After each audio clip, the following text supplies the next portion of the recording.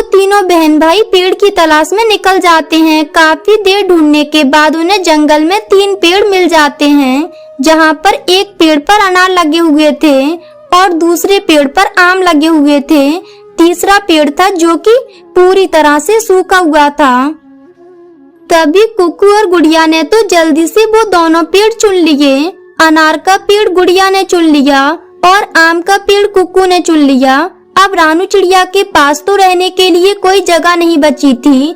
उसके पास बस एक सूखा पेड़ बचा था, जिस पर ना तो फल लग सकते थे और ना ही वो उस पर रह सकती थी।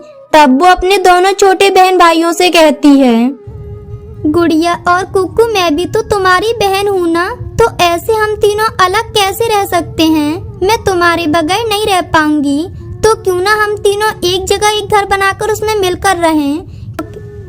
वाह दीदी, मुझे पता है कि तुम हमें बहलाने वाली बातें कर रही हो, क्योंकि तुम्हें रहने के लिए कोई पेड़ नहीं मिला है और हम दोनों को तो पेड़ मिल गया है।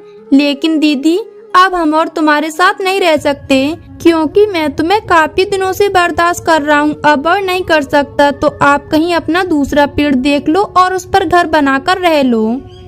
गुड़िया मेरी छोटी बहन, तुम तो समझदार हो ना, तुम तो कुछ कहो। कुकू तो अभी नादान है, तो तुम तो मुझे अपने साथ रखोगी ना?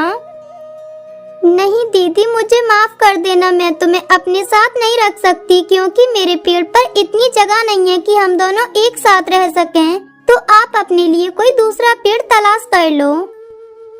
रानू चिड़िया के पास अब रहने के लिए कोई भी जगह नहीं होती और न ही उसके पास कोई रास्ता बचा था। तब वो एक फैसला करती है, मेरे बहन भाइयों ने आज मेरा साथ छोड़ दिया।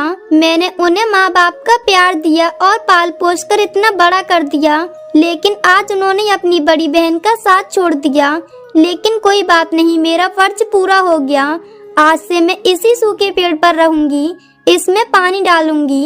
हो सकता है कि इस सूखे पेड़ में जान आ जाए और इस पर पत्ते भी आने लगें। वैसे भी मैं अपने इन छोटे छोटे बहन भाइयों को छोड़कर नहीं जा सकती, क्योंकि मैंने अपनी माँ से वादा किया था कि मैं हमेशा अपने छोटे बहन भाइयों का ध्यान रखूंगी। उसके लिए चाहे मुझे इस सूखे पेड़ पर ही क्यों न रहना पड़े, लेकिन मैं इन्हें छोड़कर नहीं जाऊंगी। ये कहकर रानू चिड़िया उस सूखे पेड़ में पानी देती है और उसका ध्यान रखती है। एक दिन जब वो पेड़ में पानी देकर उसके ऊपर बैठी हुई थी, तब उसका छोटा भाई कुक्कू अपनी बड़ी बहन का मजाक उड़ाते हुए कहता है, रानू दीदी, तुम अपने रहने के लिए कोई दूसरा पेड़ तलाश कर लो, क्योंकि तुम ऐसे सूखे हुए पेड़ की कब तक सेवा करती रहोगी। तुम इसकी कितनी भी सेवा कर लो, ये पेड़ ना तो तुम्हें फल दे सकता है और ना ही रहने के लिए कोई जगह।